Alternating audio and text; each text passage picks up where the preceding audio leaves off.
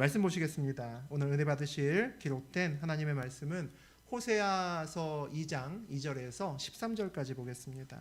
호세아서 2장 2절에서 13절까지 구약성서 1257페이지에 있습니다. 저하고 여러분이 교독하겠습니다. 제가 먼저 2절 봉독합니다. 너희 어머니와 논쟁하고 논쟁하라. 그는 내 아내가 아니요 나는 그의 남편이 아니라 그가 그의 얼굴에서 음란을 제하게 하고 그 유방 사이에서 음행을 제하게 하라. 그렇지 아니하면 내가 그를 벌거벗겨서 그 나던 날이 하게 할 것이요 그로 광야같이 되게 하며 마른 땅같이 되게 하여 목말라 죽게 할 것이며 내가 그의 자녀를 긍휼히 여기지 아니하리니 이는 그들이 음란한 자식들임이니라.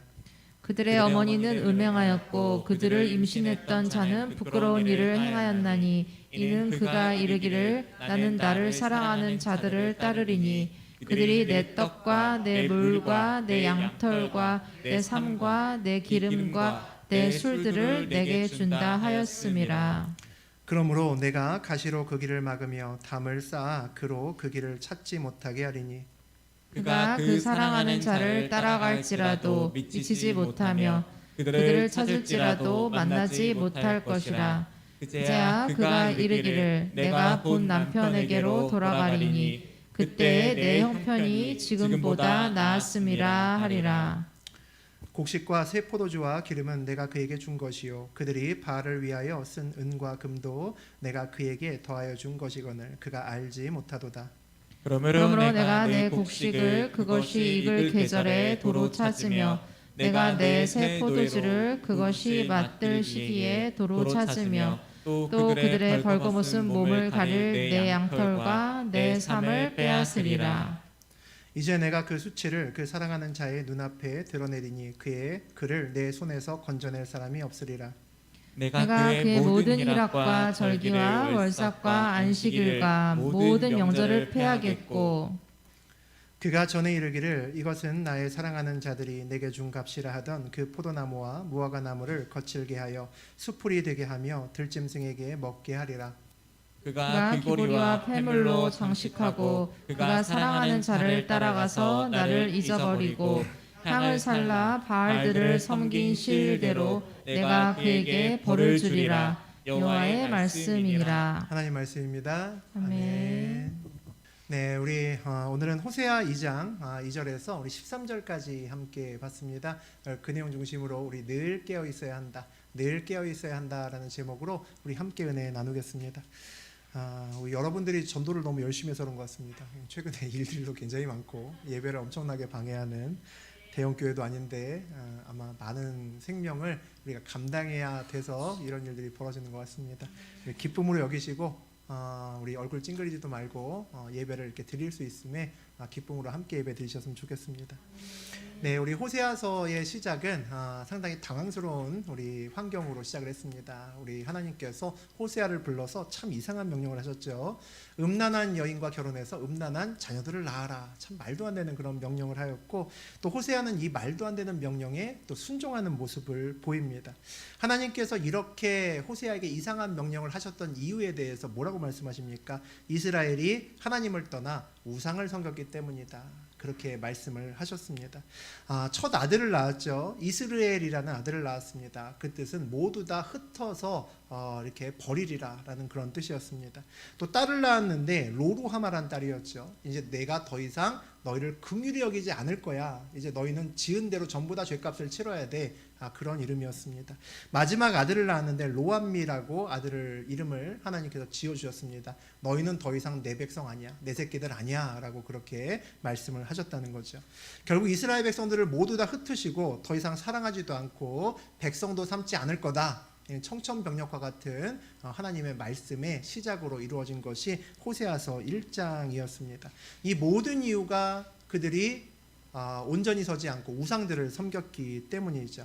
호세아는 자기의 삶을 통해서 하나님이 얼마나 이스라엘을 사랑하시는지를 또 보여줍니다. 그 비정상적인 여인과 결혼하고 아들과 딸을 낳으면서 그의 삶으로 이스라엘 백성들에게 아무도 사랑할 수 없는 사람을 사랑했던 하나님의 마음을 그들에게 표현하는 그런 선지자로서의 삶을 살아가야 했던 사람이 또 호세아입니다. 오늘 2절에서 4절까지 다시 한번 읽어보겠습니다. 너희 어머니와 논쟁하고 논쟁하라. 그는 그 내 아내가 아니요 나는 그의 남편이 아니라 그가 그의 얼굴에서 음란을 제하게 하고 그 유방 사이에서 음행을 제하게 하라. 그렇지 아니하면 내가 그를 벌거벗겨서 그 나던 날과 같게 할 것이요 그로 광야같이 되게 하며 마른 땅같이 되게 하여 목말라 죽게 할 것이며 내가 그의 자녀를 긍휼히 여기지 아니하리니 이는 그들이 음란한 자식들임이니라. 음란한 여인과 속아서 결혼한 아버지가 자기 아내, 남편이죠, 자기 아내에게 아내를 고발하는 장면을 우리가 볼 수 있습니다. 그는 내 아내가 아니고 나는 그의 남편이 아니다. 이제 다 끝났다는 거죠. 여기서 어머니 아내는 우상을 섬기는 이스라엘을 말합니다. 이 남편은 하나님을 이야기를 하죠. 오늘 죄를 지은 이스라엘을 피고로 세워놓고 하나님은 검사의 자리에 서십니다. 이게 참 쉽지 않은 거죠. 하나님이 변호사의 자리에 서셔야 되는 건데 검사의 자리에 서셔서 그들의 죄를 낱낱이 보겠다라고 말씀하십니다.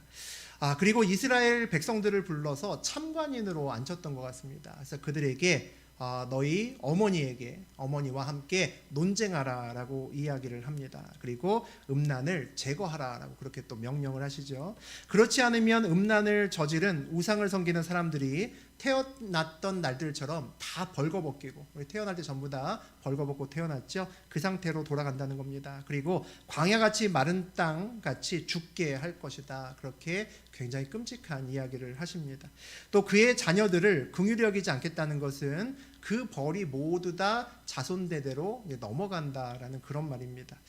이스라엘이 벌을 받으면 백성들도 함께 벌을 받는 거죠. 그 나라가 벌을 받으니까. 그러니까 오늘 그의 어머니와 함께 논쟁하라고 하는 것은 너희들이 그 죄값을 잘 보고 서로 깨워서 다시 돌아오라라는 얘기와 같습니다. 깨어 있어야 된다는 거죠. 한 나라를 왕이나 제사장들에게만 맡기고 넉놓고 있으면 안 된다는 겁니다. 나라가 망하면 함께 망하는 것이기 때문이죠. 교회가 문제가 생기면 그 모든 문제를 안고 가야 되는 것은 사실은 성도들입니다. 우리 모두에게 책임이 있는 거죠. 그러니까 하나의 교회가 온전히 세워지고 잘못된 길로 가지 않게 만들기 위해서는 저도 물론 중요하지만 여기 있는 성도분들이 모두 다 중요한 겁니다. 우리는 모두 다 영적인 운명의 한 공동체라는 것을 잊으면 안 됩니다. 저하고 여러분은 또 하나님과 함께 우리 소울타이로 연결되어 있습니다. 영혼의 끈으로, 영적인 끈으로 연결되어 있다는 거죠.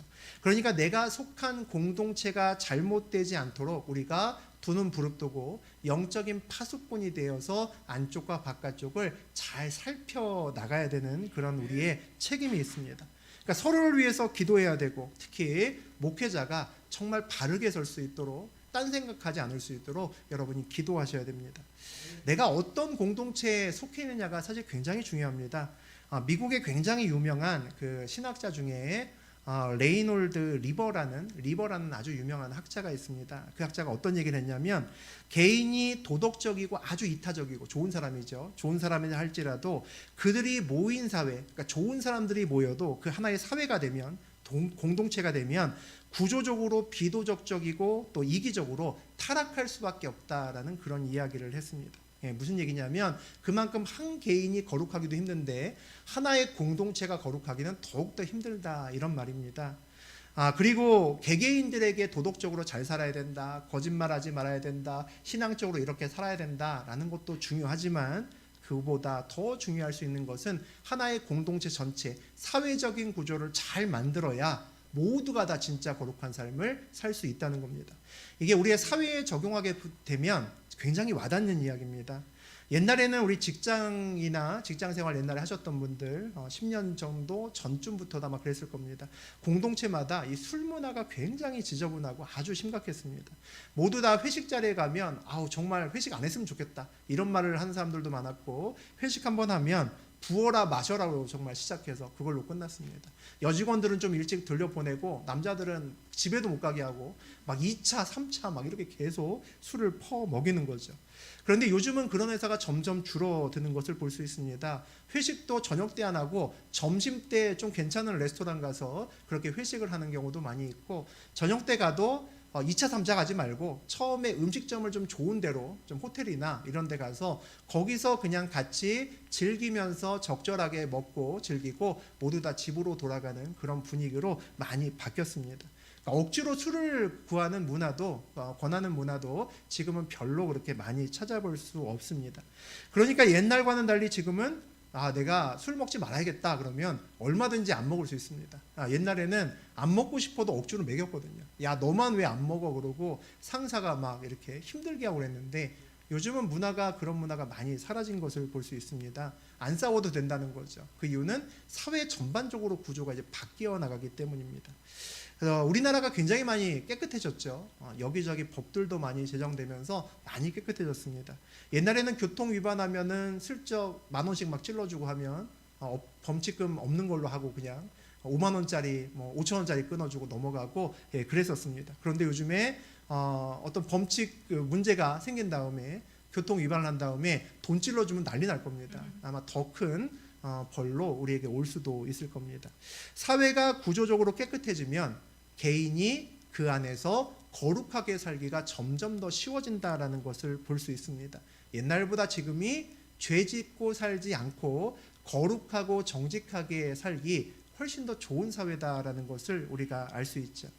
마찬가지로 신앙생활도 비슷합니다. 하나님과 나와의 개인적인 관계 중요하죠. 그 관계가 되어야 우리가 구원받을 수 있습니다. 굉장히 중요합니다. 그런데 그것과 못지않게 우리 임마누엘 공동체, 하나의 교회죠. 우리 교회가 하나님 앞에 어떻게 서 있느냐가 무지무지 중요합니다. 교회가 거룩하지 않고 여기저기서 싸우고 이런저런 문제가 자꾸 터지게 되면 그 안에서 나 혼자 올똑바르게 신앙생활이 안 된다는 거죠. 되지가 않습니다. 교회에 와서 은혜가 되지 않는데 어떻게 신앙생활을 제대로 하겠습니까? 반대로 교회가 굉장히 영적으로 거룩하고 좋은 일도 많이 하고 하나님 앞에 온전히 서고 서로 간에 자기 것 챙기는 게 아니라 복을 온전히 흘려보내는 거룩한 교회가 되면 그 안에서 거룩하지 않은 사람도 거룩함에 물들어 갑니다. 우리가 훨씬 더 거룩하게 살 수 있고 정직하게 성결하게 살 수 있는 그런 교회가 된다는 거죠.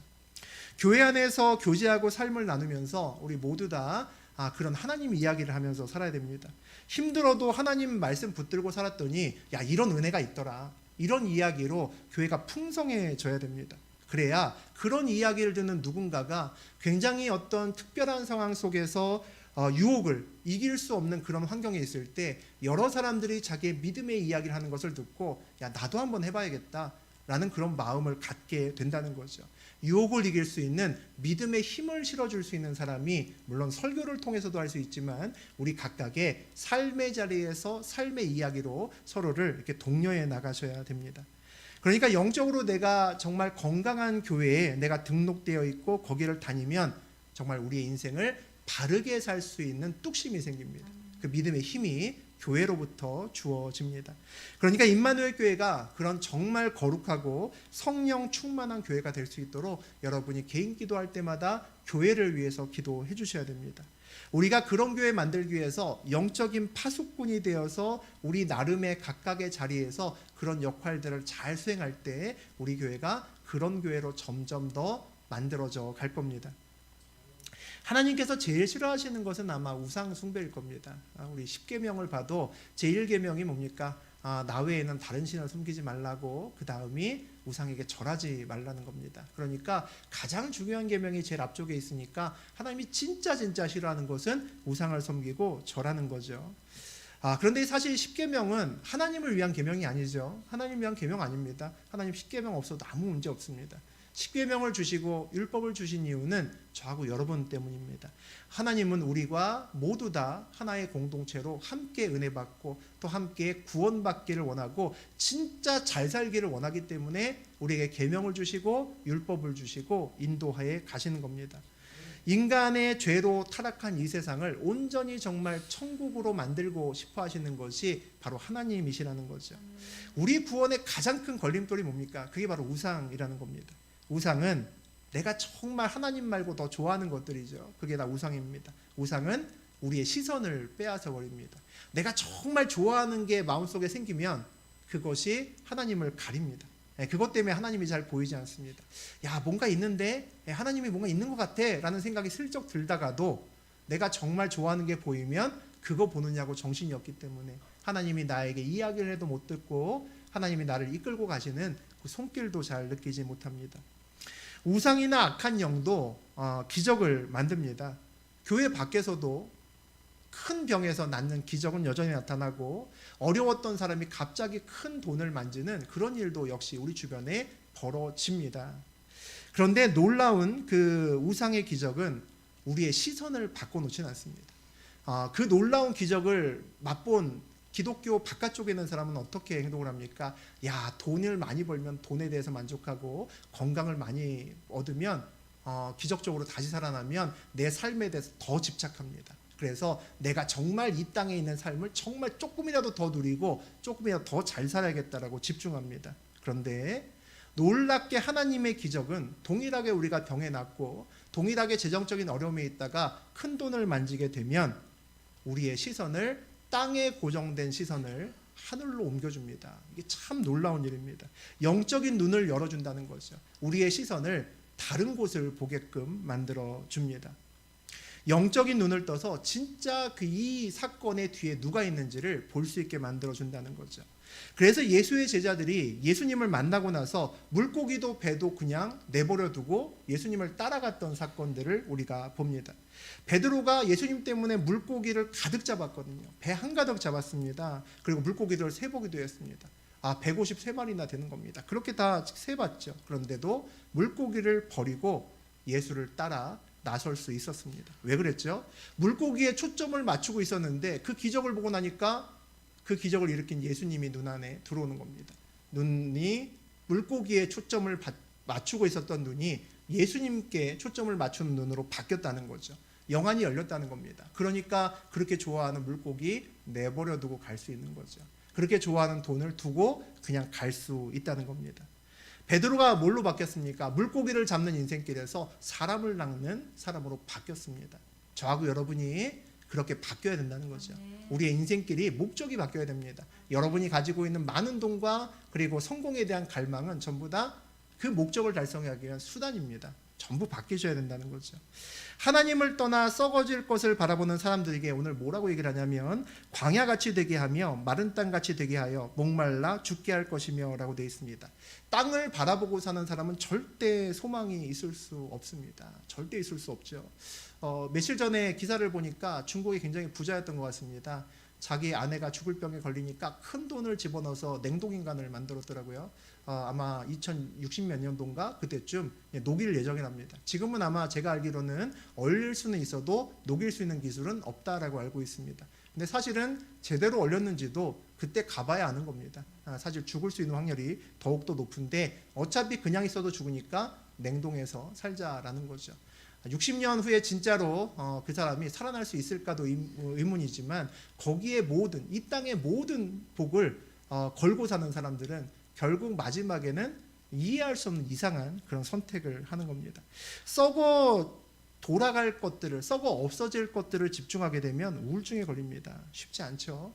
우리 의사들도 우리 특히 중환자실에서 이제 보내는 의사들이 있습니다. 보통 이제 내과 중에서 중환자실에 근무하는 의사들이 있는데 그 의사들이 우울증에 굉장히 많이 걸립니다. 하루 종일 가장 중환자실에서 호흡기를 달고 있는 이 세상의 마지막을 왔다 갔다 하는 사람들과 하루 왼종일 같이 있는 겁니다. 그러니까 멀쩡한 정신으로 살아가기가 쉽지 않다는 거죠. 돈은 많이 벌지만 굉장히 쉽지 않은 직업입니다.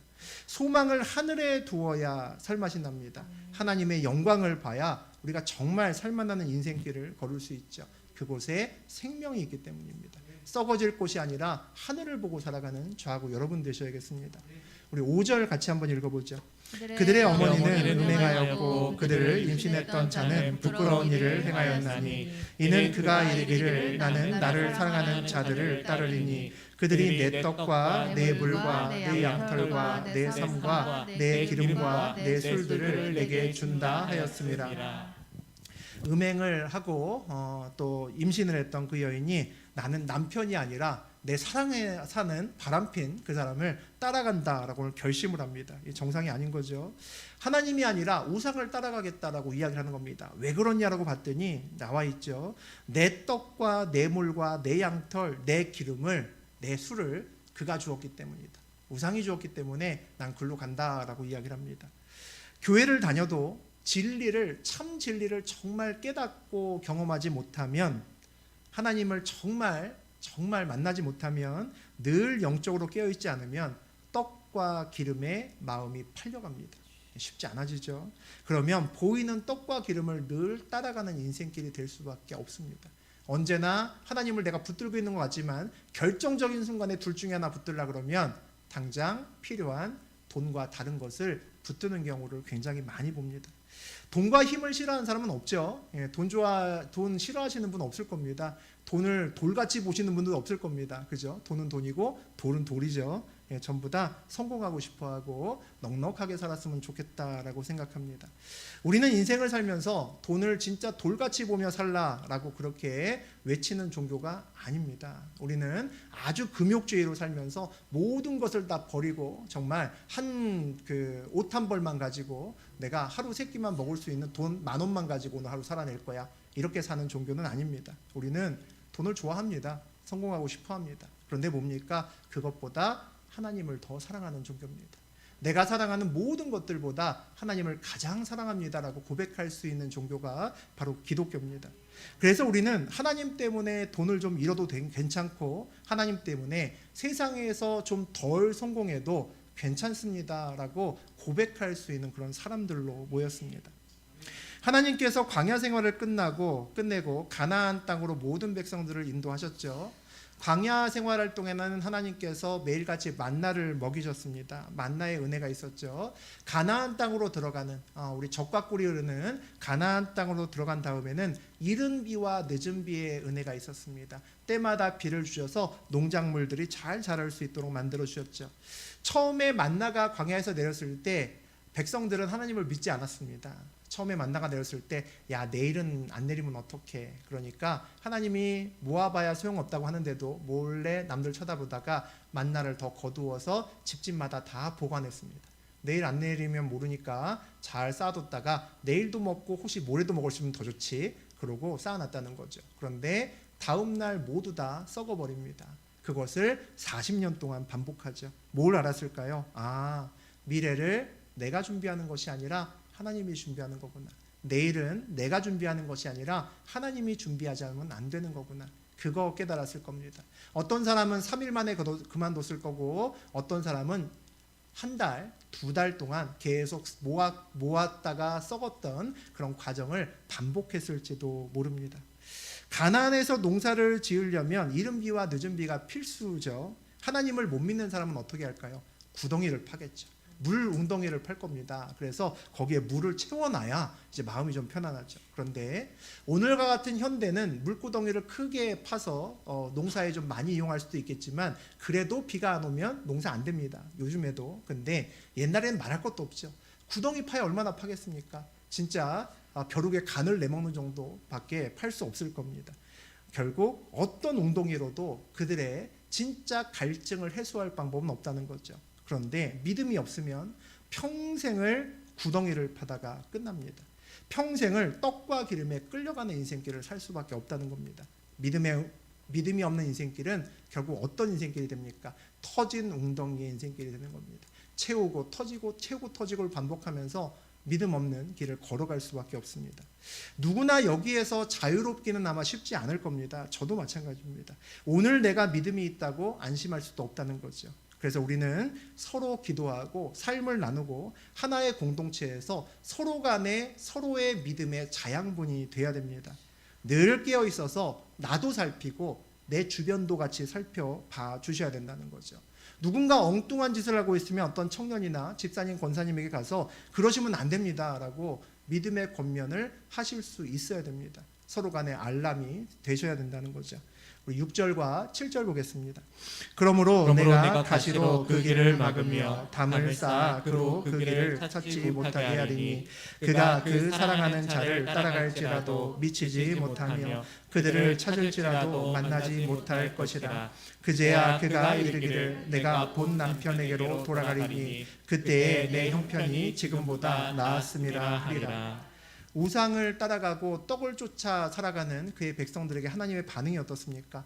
가시로 그 길을 험하게 해서 그 길을 걷지 못하게 만드시기도 하고 담을 높게 쌓아서 눈을 가려버리는 겁니다. 그래서 그 이상한 엉뚱한 길을 아예 찾지도 못하게 원천봉쇄하시기도 합니다. 그렇게 하시는 이유가 뭡니까?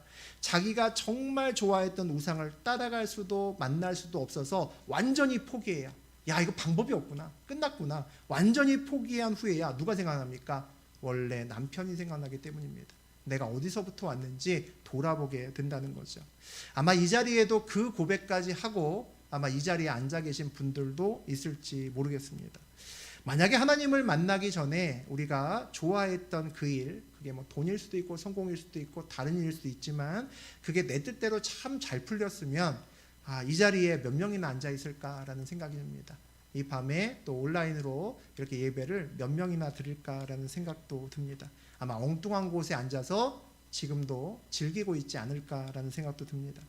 보통 내 소망이 완전히 끊어져야 비로소 하나님의 소망이 보이기 시작한다라는 이야기를 많이 합니다. 그래서 어찌 보면 내가 좋아했던 그것들이 있습니다. 저도 있고 여러분도 있죠. 내가 진짜 잘 놓지 못하는 그게 있습니다. 내가 정말 소망이라고 생각했던 그것이 끊어져야 된다면 완전히 철저하게 끊어져서 사라져 버리는 것도, 진멸해 버리는 것도 또 다른 은혜일 수도 있다라는 생각이 듭니다. 그 소망이라고 알량하게 붙들었던 것이 완전히 끊어져야 진짜 야, 이건 진짜 아니구나 라고 느껴져야 여운이 남지 않습니다. 미련이 없어지기 때문이죠. 저도 이전에 전혀 다른 길을 걷다가 지금 목회의 길을 걷는데 제가 이전에 있던 분야에서 나름대로 할 만큼 했습니다. 이 할 만큼 했다는 얘기가 뭐 꼭 어떤 큰 성공을 했다라는 말을 하는 것이 아니고 그곳에 진짜 소망이 있는지 없는지 충분히 알 수 있을 정도로 제 시간과 열정을 쏟았다라는 겁니다.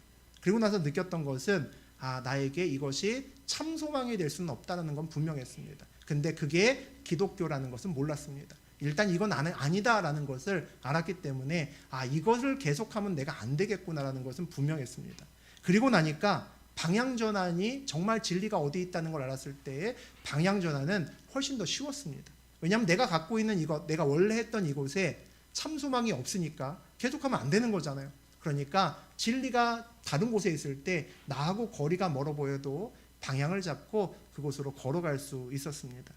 사람은 원래 가보지 않은 곳에 대해서 좀 환상을 가집니다. 먼 곳에 있는 땅이 훨씬 더 기름져 보이고 멋있어 보입니다. 그러니까 우리는 교회에 와서도 또 회사에 가서도 늘 내가 힘들면 남들은 다 나보다 좋은 것 같습니다. 남들은 나보다 다 행복한 것 같죠. 아닌데도, 아닌 걸 아는데도 우리는 괜히 남들이 더 좋다라고 생각합니다. 그런데 좋아 보였던 그 길 막상 가서 고생 하다 보면 알죠. 옛날 내 길이 더 낫구나 라는 생각을 알게 됩니다. 그러면 딴 생각하지 않고 진리의 길을 걸어갈 수 있죠. 오늘 본문에 또 마지막에 형편에 대한 이야기가 나오는데 형편에 눈을 빼앗기지 않는 저하고 여러분 되셨으면 좋겠습니다. 형편이 아니라 방향이 중요하고 내가 어떤 길을 걸어가는가가 중요한 겁니다. 지금 당장의 나의 상태보다 그게 훨씬 더 중요하죠. 적어도 하나님이 가로막고 있는 그 길은 절대 가서는 안 되는 겁니다. 그래서 하나님이 우리 인생길에 무엇인가 막을 때는 은혜입니다. 그 문을 계속 두드릴 필요가 없습니다. 하나님께 기도하면서 두드렸는데 안 열린다고 하는 건 하나님이 막고 계신 겁니다. 다른 문을 열어놓으셨는데 못 보는 거죠. 내가 이 길 가고 싶으니까 계속 문 앞에 서서 문을 두드리니 다른 문 열리는 것이 보일 리가 있습니까? 기도한다는 것은, 나의 인생을 내려놓는다는 것은 내가 원했던 문이 닫혔을 때 하나님께서 다른 문을 열어놓으셨나를 찾아볼 수 있는 것을 우리가 기도라고 이야기를 합니다. 우리는 때로 불나방처럼 날개가 타는지도 모르고 화려한 불빛의 유혹에 이끌려서 날아가고 싶은 충동이 일어납니다. 또 그것이 내 인생에 몇 번 안 되는 기회일지도 몰라라는 이상한 생각을 하면서 그렇게 걸어갈 때가 있습니다. 그걸 막아주시는 주님의 은혜가 있어서 여러분이 이 자리에 있을 수 있다라고 저는 생각합니다. 8절에서 10절까지 읽어보겠습니다. 곡식과 새 포도주와 기름은 내가 그에게 준 것이요 그들이 바알을 위하여 쓴 은과 금도 내가 그에게 더하여 준 것이거늘 그가 알지 못하도다. 그러므로 내가 내 곡식을 그것이 익을 계절에 도로 찾으며 내가 내 새 포도주를 그것이 맞들 시기에 도로 찾으며 또 그들의 벌거벗은 몸을 가릴 내 양털과 내 삶을 빼앗으리라. 이제 내가 그 수치를 그 사랑하는 자의 눈앞에 드러내리니 그를 내 손에서 건져낼 사람이 없으리라. 하나님께서 한탄하십니다. 곡식, 새 포도주, 기름 다 내가 준 건데, 다 내가 준 건데 내 사랑하는 백성들이 내가 준 걸 모른다는 겁니다. 가슴을 치고 계시죠. 심지어는 하나님이 주신 그걸 가지고 누구한테 갑니까? 우상에게 갑니다. 바알에게 가서 거기다가 그거 주면서 더 많이 주십시오. 포도주도 더 많이 주시고 곡식도 더 많이 주십시오. 그리고 바알에게 절하고 있는 사람들을 보고 계십니다. 그래서 하나님께서 뭐라고 하십니까? 내가 너에게 준 거 다 내가 가지고 오겠다. 다 도로 찾고 빼앗겠다라고 오늘 말씀하십니다.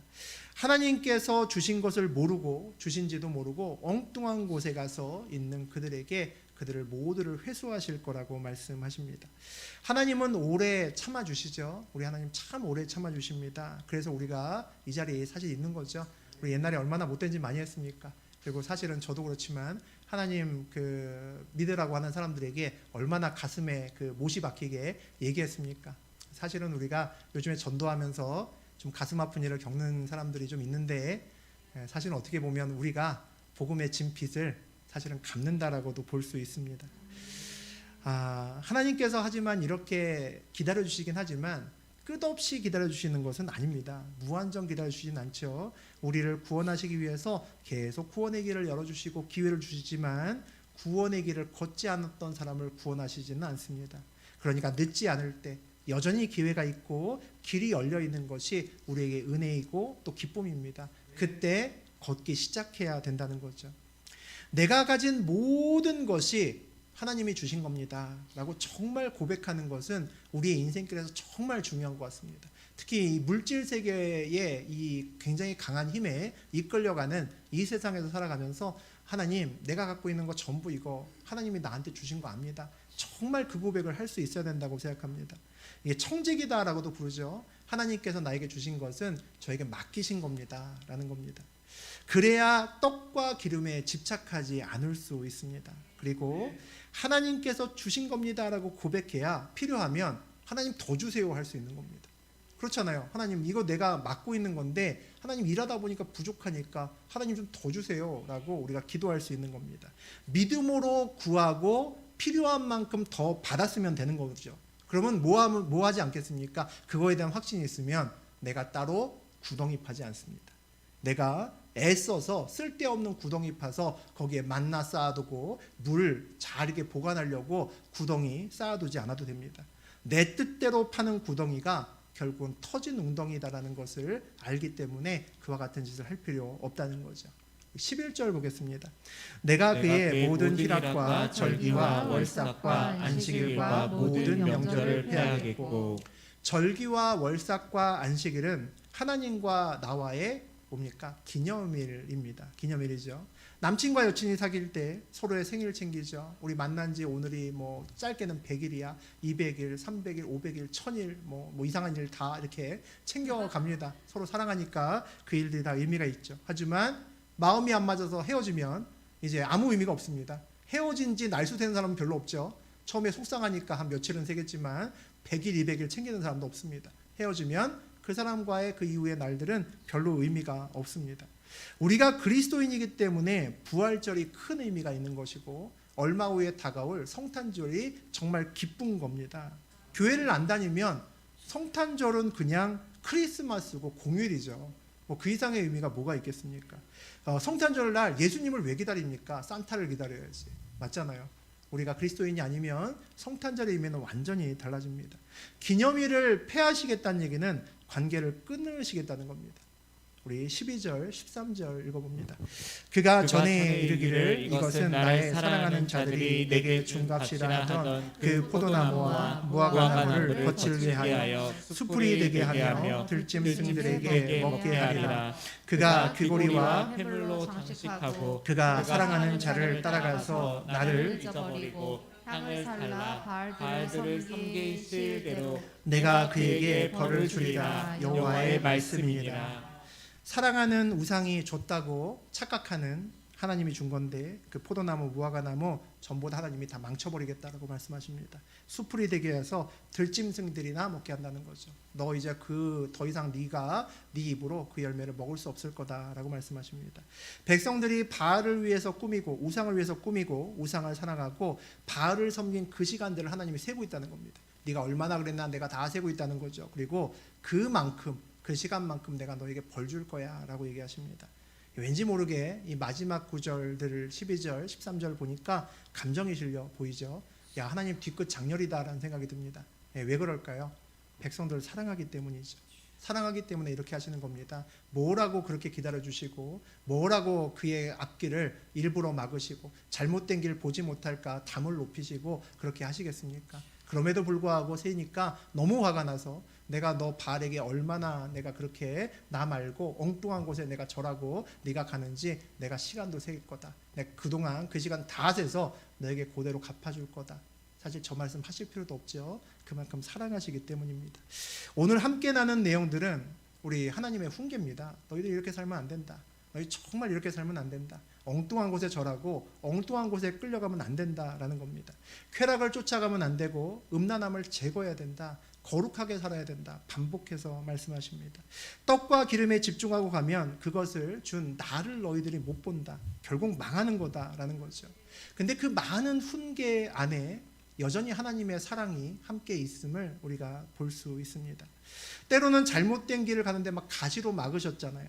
그리고 눈을 가려서 그 잘못된 길을 아예 찾지도 못하게 만드셨다는 내용도 앞에서 나옵니다. 그리고 끊임없이 우리에게 기회를 주시고 끊임없이 구원의 길을 여시는 거죠. 그러니까 우리는 영적인 세계에 늘 관심을 갖고 깨어있는 것으로만 사실은 충분할 수도 있습니다. 우리가 온전히 깨어있으려고 노력하는 것만으로 우리 인생이 충분히 복될 수 있다는 거죠. 깨어만 있어도 가끔 잘못 가도 다시 돌아올 수 있습니다. 깨어만 있어도 하나님이 막으시는 사망의 길을 우기면서 계속 문 두드리면서 그 앞에 있지 않을 수 있습니다. 늘 깨어있는 저하고 여러분 됐으면 좋겠습니다. 깨어있으면 하나님이 어디 계신지도 보이고 진짜 진리가 무엇인 것도 보이고 깨어있으면 내가 잡고 있는 이 세상의 것이 그것이 정말 진리가 아니라는 것도 분명히 알 수 있습니다. 그것을 온전히 느끼고 하나님을 온전히 붙들고 살며 주님께 온전히 기쁨이 되시는 저하고 여러분 되시기를 주의 이름으로 축복합니다. 아멘.